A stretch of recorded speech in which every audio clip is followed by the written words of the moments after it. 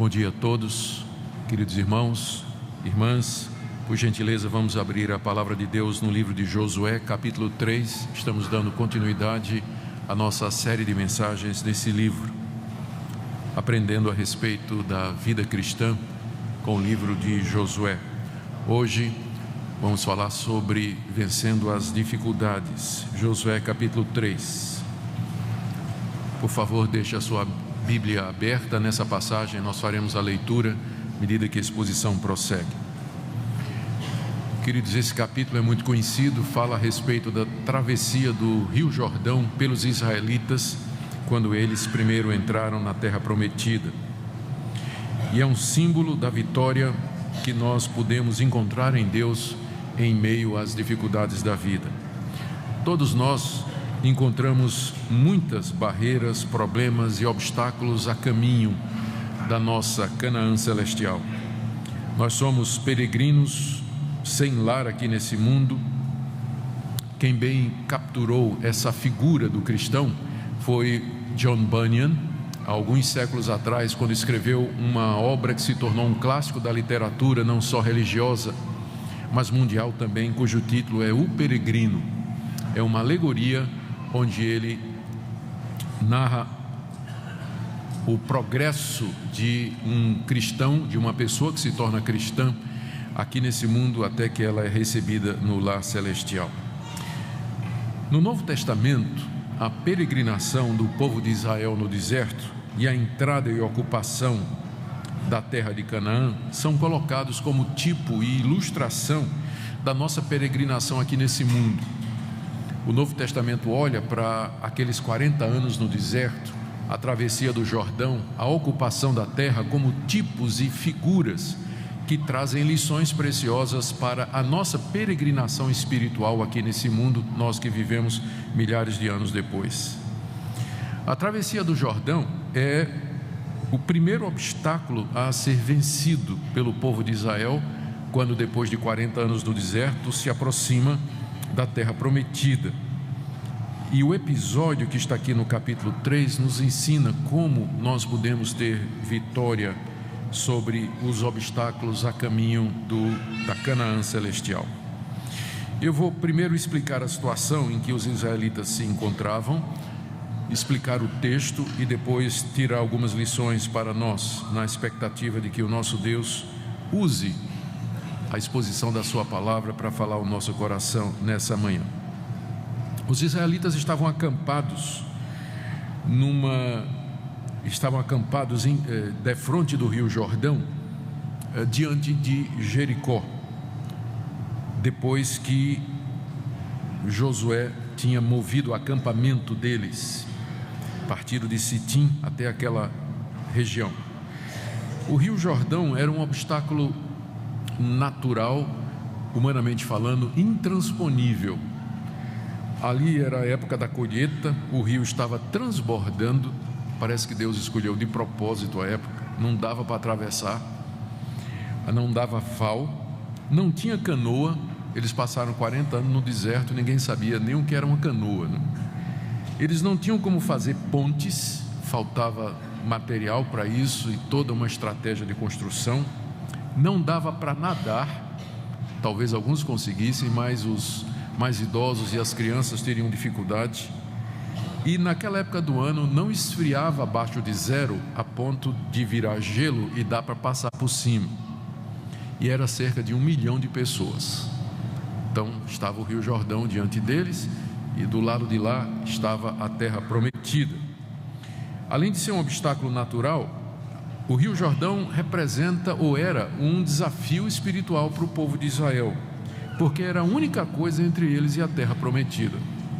Marcava o limite de uma nova vida. Para trás ficava o passado, a escravidão, o Egito, 40 anos no deserto, e diante deles o futuro, a liberdade, o descanso prometido por Deus.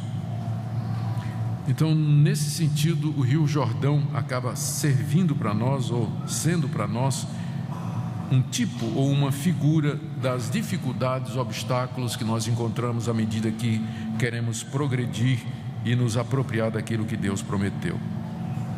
O relato em si tem 4 partes. Nós vamos ver uma por uma. A primeira parte está aí no verso 1, é o relato de como Josué muda o acampamento do povo de Israel, vindo lá do Vale das Acácias até as margens do Jordão, num lugar chamado Sitim, que fica bem frente a Jericó. Verso 1: levantou-se, pois, Josué de madrugada, e tendo ele todos os filhos de Israel partiram de Sitim, Sitim, o Vale das Acácias, vieram até o Jordão e pousaram ali antes que passassem. Ou seja, o povo estava acampado em Sitim, que é o Vale das Acácias, alguns quilômetros distantes daquele ponto. Então, de madrugada, Josué traz o povo, toda aquela multidão, para ficar exatamente em frente à cidade de Jericó. Está o rio, e olhando do outro lado do rio, dava para ver a grande cidade de Jericó. Segunda parte do texto são os preparativos, 3 preparativos que Josué fez juntamente com o povo para a travessia. Está aí do verso 2 até o verso 4. Sucedeu ao fim de 3 dias que os oficiais passaram pelo meio do arraial e ordenaram ao povo, dizendo: quando virdes a arca da aliança do Senhor vosso Deus, e que os levitas sacerdotes a levam, partireis vós também do vosso lugar e a seguireis. Contudo, haja a distância de cerca de 2.000 côvados entre vós e ela. Não vos chegueis a ela, para que conheçais o caminho pelo qual haveis de ir, visto que por tal caminho nunca passastes antes. Aqui são 3 instruções que são dadas para o povo para atravessar o Jordão. Primeiro, o povo é instruído a seguir a Arca da Aliança, versos 2 a 4. A Arca da Aliança simbolizava a presença de Deus. Era um baú de madeira coberto de ouro, com 2 querubins entalhados em ouro em cima, e dentro da arca estavam as tábuas da lei e mais alguns objetos que simbolizavam a aliança de Deus para com a nação de Israel. Era o símbolo não só da presença de Deus, mas da aliança que Deus tinha para com a nação de Israel. Josué disse que o povo seguisse a arca da aliança, que o povo prestasse atenção quando a arca fosse erguida e levada na direção do rio, e o povo deveria seguir a uma distância de cerca de 2.000 côvados, mais ou menos pouco menos de 1 quilômetro de distância, para que ficasse muito claro, ficasse nítido a presença da arca lá na frente. É óbvio que o que Josué estava querendo dizer era que era Deus que ia na frente do povo, era Deus que ia abrir o rio Jordão, era Deus que ia dar vitória ao seu povo, e que isso era baseado na aliança que Deus tinha com o seu povo. Essa primeira instrução aponta para este princípio, que a nossa vitória ela vem de Deus e que nós temos que segui-lo, ele vai na nossa frente. Também é dito aqui no verso 4 que o povo não devia chegar muito perto, porque a arca era símbolo da presença de Deus, somente os levitas podiam tocar na arca, e o povo tinha que manter uma distância respeitosa, porque embora fosse o Deus de Israel, o Deus libertador, mas era o Deus de toda a terra, era o Senhor do universo, o Deus todo-poderoso, o Deus santo, tinha que ter respeito, manter uma certa distância, por causa da sua santidade. A segunda instrução que Josué dá ao povo: primeiro, vocês vão seguir a arca a uma certa distância. Segundo, o povo tinha que se santificar. Verso 5, disse Josué ao povo: santificai-vos, porque amanhã o Senhor fará maravilhas no meio de vós. Santificai-vos, porque amanhã o Senhor fará maravilhas no meio de vós. Santificai-vos aqui significa separar-se de todos os ídolos que ainda restavam, passar a noite em reflexão, em comunhão com Deus, com as suas famílias, se preparar para aquele momento que aconteceria no dia seguinte. O povo tinha passado 40 anos no deserto. Esse povo tinha vindo do Egito. Lá no Egito eles tinham adorado outros deuses. Durante aqueles 40 anos no deserto, a luta constante de Moisés era para que o povo parasse de adorar aqueles deuses e adorasse somente a Deus. Ali na beira do rio ainda havia restos de idolatria, ainda havia quem adorasse aqueles deuses do Egito. Naquele dia seguinte, Deus ia dar uma grande vitória, Deus ia mostrar o grande poder dele, mas tinha que ficar claro que era Deus que estava fazendo isso. Por isso aqueles deuses estranhos que ainda estariam no meio de Israel tinham que ser colocados de fora, para que a glória fosse só de Deus. Santificai-vos, porque amanhã o Senhor fará maravilhas no meio de vocês. A maravilha era exatamente a abertura do rio Jordão. A terceira instrução está aí no verso 6, os sacerdotes são orientados a liderar a caravana. Também falou Josué aos sacerdotes dizendo: levantai a arca do Senhor e passai adiante do povo. Levantaram, pois, a arca da aliança e foram andando diante do povo. Cabia somente aos sacerdotes tocar na arca, manipular a arca, transportá-la, e esse transporte tinha que ser feito de maneira especial. Tinha 2 varais que eram colocados em argolas ao lado da arca, e era levado sobre as costas de levitas, que seguiam na direção que era determinada por Deus. Só eles podiam tocar na arca, só eles podiam se aproximar dela, porque ela simbolizava a presença de Deus, e eles simbolizavam a necessidade de um mediador. O povo mesmo não podia chegar, precisava do ministério dos sacerdotes. É claro que tudo isso apontava para a mediação de Jesus Cristo, que é o nosso sacerdote, que ofereceu um sacrifício completo e verdadeiro e único e suficiente por nós. Por isso nós não temos mais mediadores hoje. Pastores não são mediadores entre o povo de Deus e Deus, mas Jesus Cristo é o único mediador entre Deus e os homens. Nós nos achegamos diretamente a Deus através da pessoa de Cristo Jesus. Mas era tudo isso era simbolizado naquele ritual que Josué preparou. Primeiro, vocês vão seguir a arca. Segundo, se santifiquem, porque amanhã Deus vai trazer uma grande vitória. Terceira, obedeçam ou sigam a orientação dos levitas, que vão na frente de vocês seguindo ou levando a arca. Então essa é a segunda parte do texto. Primeira parte, Josué muda o acampamento. Segunda, dá instruções. E terceiro, Deus aparece a Josué e o confirma como general dos seus exércitos, versos de 7 a 8. Então disse o Senhor a Josué: hoje começarei a engrandecer-te perante os olhos de todo Israel, para que saibam que, como fui com Moisés, assim serei contigo. Tu, pois, ordenarás aos sacerdotes que levam a arca da aliança, dizendo: ao chegardes à borda das águas do Jordão, parareis aí.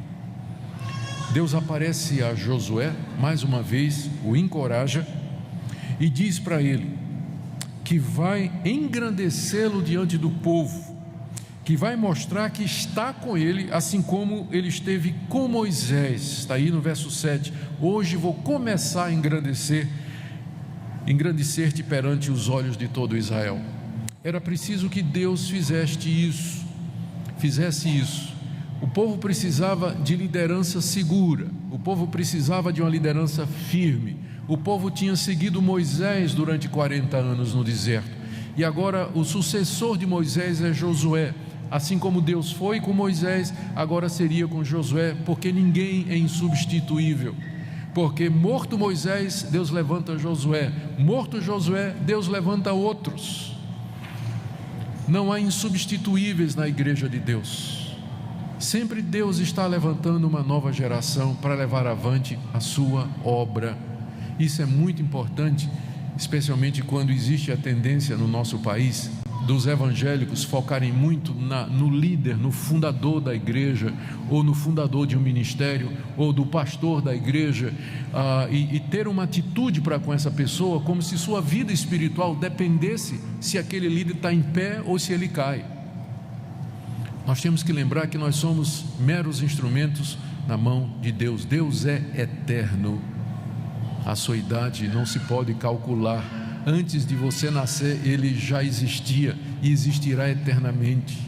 Nós servimos a nossa própria geração, e uma vez que chegou o nosso tempo, Deus trará outras pessoas. Eu te engrandecerei, Josué, como fui com Moisés, e o que vier depois de você, e o que vier depois de você, e o que vier depois de você, porque é assim que Deus age. É assim que Ele trabalha, para que nós não dependamos de homens e não ponhamos a nossa confiança em homens, mas no Senhor, que é o dono da igreja. Mas era preciso que ali Josué fosse engrandecido, que a sua liderança fosse consolidada, porque é assim que Deus leva avante a sua obra, levantando homens que Ele coloca para liderar o seu povo. E era Ele que deveria ordenar e guiar a passagem do Rio Jordão, como diz aí no verso 8. A quarta parte do texto registra o anúncio que Josué faz ao povo daquilo que Deus realizará. Está aí do verso 9 a 13. Então disse Josué aos filhos de Israel: chegai-vos para cá e ouvi as palavras do Senhor vosso Deus. Disse mais Josué: nisso conhecereis que o Deus vivo está no meio de vós, e que de todo lançará de diante de vós os cananeus, os heteus, os heveus, os ferezeus, girgazeus, amorreus e jebuseus. Era o nome dos povos que habitavam naquela terra. Eis que a arca da aliança do Senhor de toda a terra passa o Jordão diante de vós. Note que não tinha passado ainda, mas ele disse: passa, né? Tinha certeza de que Deus ia fazer. Tomai, pois, agora 12 homens da tribo de Israel, um de cada tribo, porque há de acontecer que assim que as plantas dos pés dos sacerdotes que levam a arca do Senhor, o Senhor de toda a terra, pousem nas águas do Jordão, serão elas cortadas, a saber, as que vêm de cima, e se amontoarão. Josué diz ao povo o que é que Deus vai fazer. O objetivo maior dessa passagem, com todo esse ritual, os levitas na frente levando a arca, chegando na margem do Jordão, na hora que colocar o pé vai se abrir, o povo tinha que vir atrás pela fé e esperar o momento que isso acontecesse. Tinha alguns objetivos. O primeiro e maior objetivo era mostrar que Deus estava no meio deles, como diz o verso 10: nisto vocês vão conhecer que o Deus vivo está no meio de vocês, e que vai lançar fora de vocês todos esses povos. A gente tem que se conscientizar de como isso era importante para eles. Eles eram um povo nômade, a maior parte deles, aquela geração quase toda, com poucas exceções, tinha nascido no deserto, não tinham armas, não eram homens de guerra, não foram treinados na batalha. E do outro lado você tinha os cananeus, aqui está a relação, né? Os cananeus, heteus, heveus, ferezeus, povos que já estavam naquela terra há mais de 500 anos, há mais séculos naquele lugar, com cidades fortalecidas com muralhas, entrincheiradas, com exércitos, com armas. Era uma tarefa sobre-humana o povo de Israel desapossá-los e tomar aquelas propriedades, tomar aquela terra e vencê-los em batalha. Por isso que a travessia do rio Jordão, daquela forma miraculosa, era importante, porque se Deus era capaz de abrir o rio Jordão para que o povo atravessasse a pé enxuto, Ele era capaz de dar aquela terra conforme Ele prometeu. Quem pode o maior, pode o menor. E se Deus pode fazer esse milagre, não é muito para Ele dar vitória contra inimigos mais poderosos. Por isso, essa ênfase, esse destaque tão grande na travessia do rio Jordão. É nisso que vocês vão conhecer que Deus está no meio de vocês, diz Josué, e que Ele vai cumprir o que prometeu. Há um outro ponto aqui que nós temos que lembrar, é a ênfase que Josué está dando na arca da aliança, como está no verso 11. A arca da aliança do Senhor de toda a terra vai passar o Jordão. E outra vez no verso 13, a arca do Senhor de toda a terra vai passar o Jordão. Josué está lembrando ao povo: Deus está fazendo isso porque Ele tem uma aliança com vocês, porque vocês são o povo de Deus e Ele é o Deus de vocês, porque Ele chamou Abraão, Isaque e Jacó, separou-os dos demais povos da terra, lhe fez grandes promessas, abençoou-os e lhes deu essa promessa de uma terra, de um descanso e de uma posteridade, de onde viria aquele que seria o Salvador do mundo. É por isso que a arca da aliança está indo no meio de vocês. Não é por mérito de vocês, não é porque vocês são melhores do que aqueles cananeus cujas terras eu vou dar a vocês, mas é por causa do amor de Deus que elegeu Israel, que escolheu Israel e fez uma aliança com a nação de Israel pela graça, não por mérito, não por mérito. E por fim, última parte, eu disse que eram 4 partes, na verdade são 5 partes do texto.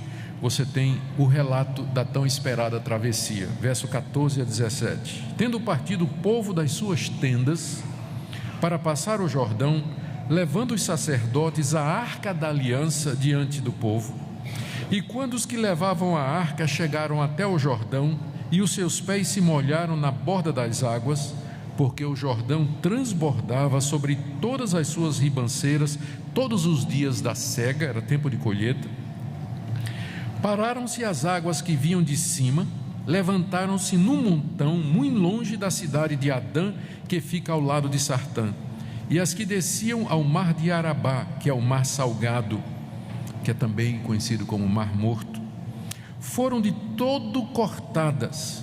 Então passou o povo defronte de Jericó. Porém os sacerdotes que levavam a arca da aliança do Senhor pararam firmes no meio do Jordão, e todo Israel passou a pé enxuto, atravessando o Jordão.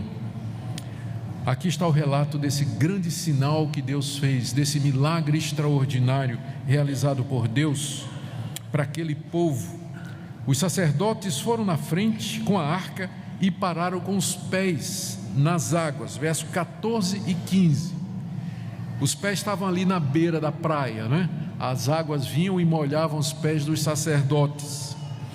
E de repente as águas pararam de correr e se amontoaram ao redor de uma cidade chamada aqui de Adã. Os arqueólogos nos dizem que essa cidade ficava 20 quilômetros acima, rio acima. Então de repente as águas pararam, a gente fica pensando que parou ali, não é? Mas na verdade não, foi 20 quilômetros acima, as águas pararam e começaram a se amontoar, e o rio veio secando, né?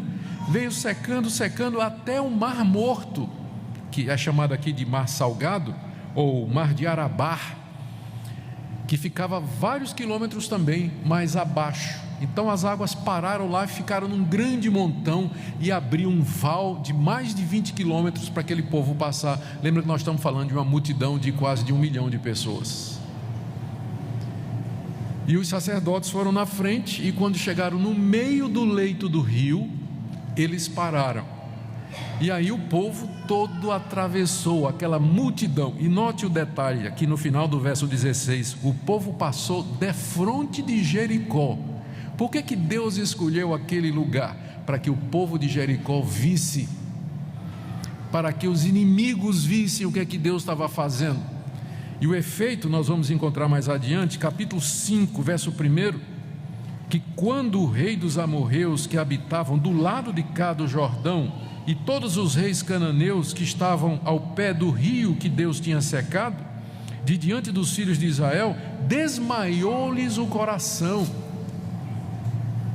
Eles perderam o ânimo e disseram: estamos perdidos, nós não vamos poder nada contra esse Deus.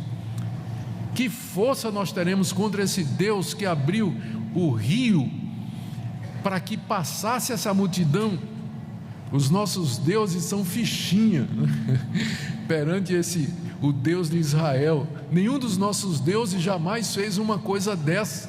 Baal, Astarote, Renfã, Moloque, nenhum desses deuses jamais realizou um sinal como esse. Como é que nós vamos poder resistir a esse povo que tem um Deus desse? Queridos, o que é que nós podemos aprender? Porque isso aqui é mais do que história para nós. Há um elemento aqui histórico que não se repete. Esse Deus é o mesmo hoje, ontem e eternamente. Ele pode, se quiser, abrir qualquer rio aqui de Goiânia no meio para o povo dele passar, mas ninguém espera que Deus vá fazer isso hoje. Esse foi um momento histórico irrepetível que Deus realizou com uma intenção salvífico-redentora. Faz parte dos atos redentores de Deus na história da redenção. Era um momento específico na história em que Deus manifesta a sua glória.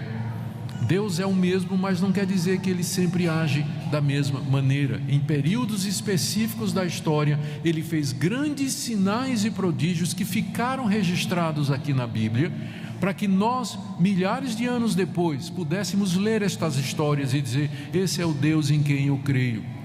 Esse é o Deus que mandou o seu Filho para ser o meu Redentor. Esse é o Deus que vai na frente, abrindo as portas, para que eu possa passar por elas.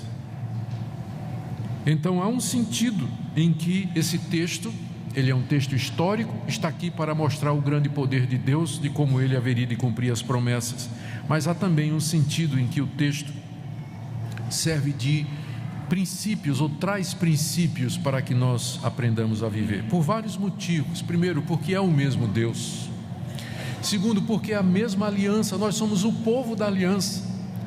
Os que creem em Jesus Cristo, a igreja verdadeira de Deus, ela é a continuação espiritual da nação de Israel. É o mesmo pacto, são as mesmas promessas, são as mesmas dificuldades. Portanto, os princípios que estão aqui para a travessia do Jordão, eles podem ser usados para nos mostrar como nós podemos enfrentar aqueles momentos de aflição e dificuldade que nós encontramos na nossa vida. O que é que então nós podemos aprender? Eu quero tirar aqui algumas lições. A primeira delas é que nós sempre devemos seguir o nosso Deus nos momentos de aflição e dificuldade. Não foi isso que Josué disse ao povo? Vocês vão seguir a arca, vão manter uma certa distância para que ela fique bem visível, mas vocês vão seguir o caminho da arca. Quando a arca atravessar o rio, vocês atravessam atrás. Isso nos ensina algumas coisas. Primeiro, que Deus tem uma aliança conosco, conforme eu já falei. Ele promete nos abençoar, proteger, guardar, preservar e nos dar a vida eterna. A condição é que nós creiamos no seu Filho Jesus Cristo e vivamos aqui para a sua glória nesse mundo. E Ele nos dá dois símbolos dessa aliança, que é o batismo e a ceia do Senhor. E o selo dessa aliança, porque toda aliança tem que ser selada, é o sangue de Cristo. Na ceia, o que é que nós dizemos? Repetindo as palavras de Jesus: esse é o cálice da nova aliança, que é derramado por muito para a remissão de pecados. Nós somos o povo da aliança, e isso nos assegura das promessas de Deus. Deus vai à nossa frente para nos guiar e mostrar o caminho. Essa é a lição primeira que nós aprendemos aqui, que aqui nesse mundo Deus vai na frente. Ele vai não somente nos mostrar o caminho, mas Ele vai nos dar vitória sobre as dificuldades que nós encontramos aqui. De que maneira nós podemos seguir a Deus? Porque a arca da aliança não está mais entre nós. Ele não aparece mais numa coluna de fogo durante a noite, nem numa nuvem durante o dia. Como seguir a Deus? Como saber que caminho tomar? Deus se revela a nós pela sua palavra. Deus se revela a nós pelo seu Espírito. Deus fala conosco pelas circunstâncias.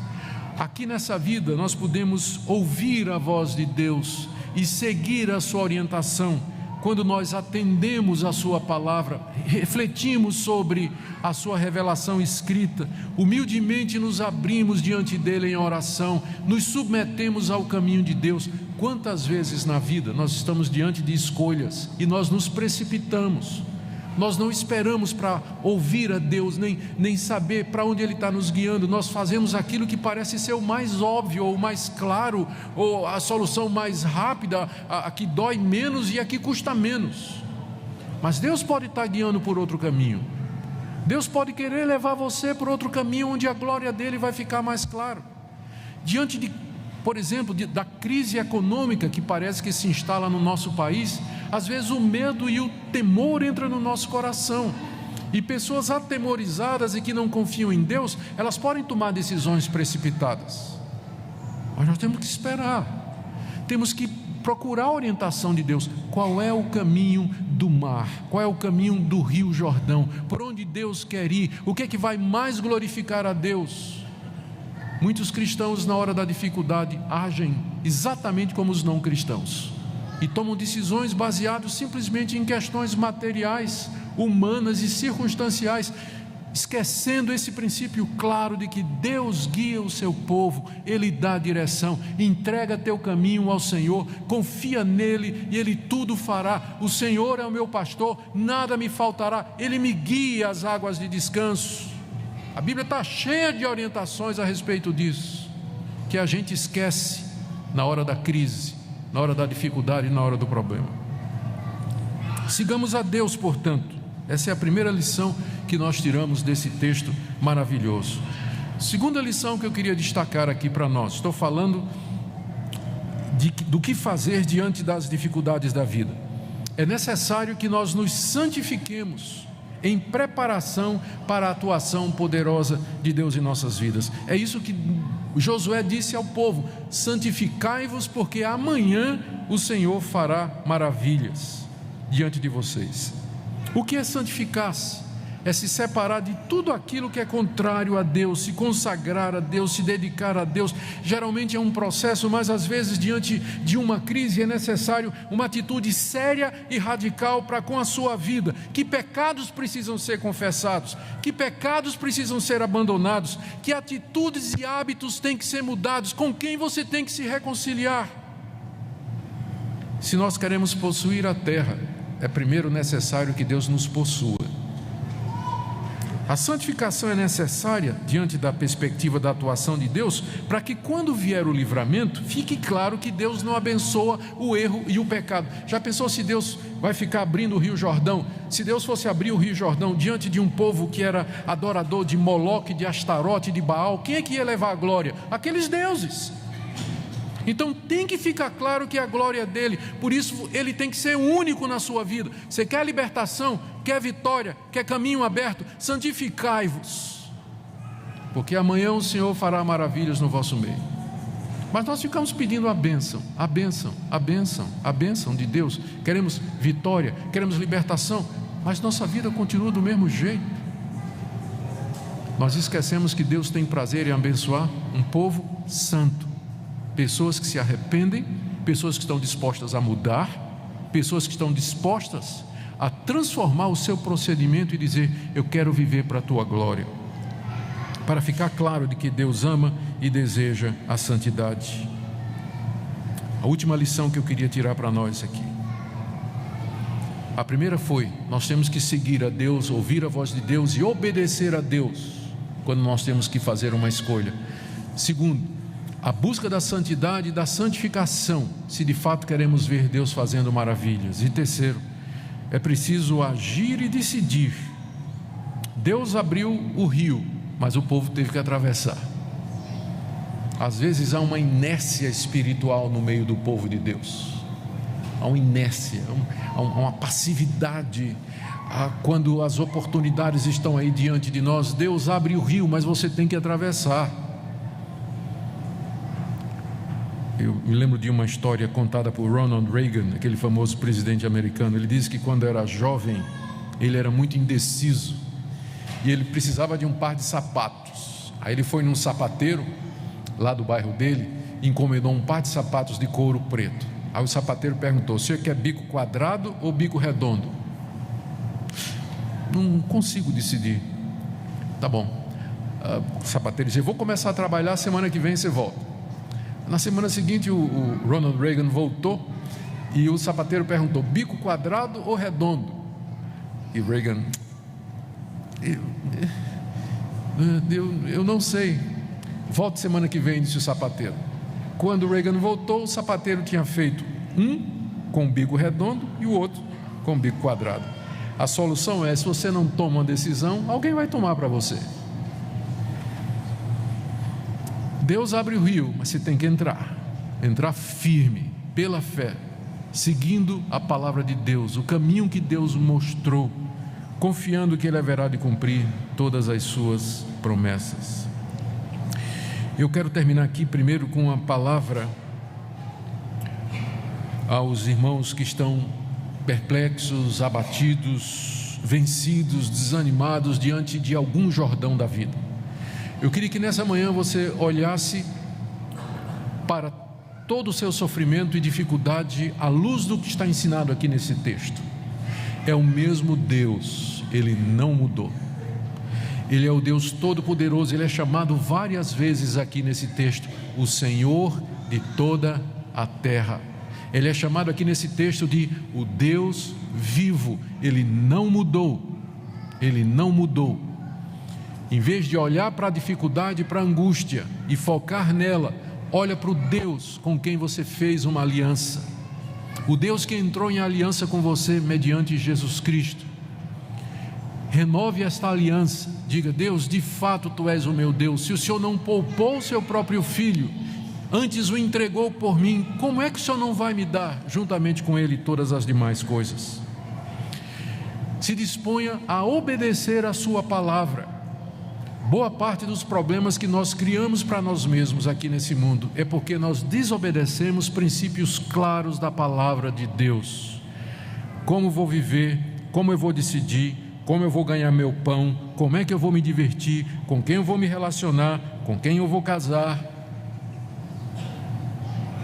Boa parte dos problemas é resultado de desobediência ou descaso para com a palavra de Deus. Então resolva que você vai colocar a sua vida em ordem diante de Deus e que você vai começar a andar com Ele pela fé. Santifique-se e viva então para a glória de Deus. Queridos, que Deus nos abençoe, que Ele aplique essa palavra nos nossos corações, que Ele nos ensine a viver para a sua glória, que nós sigamos o nosso Senhor e Salvador Jesus Cristo até o dia que Ele nos chamar para a sua presença eternamente. Fiquemos de pé e oremos.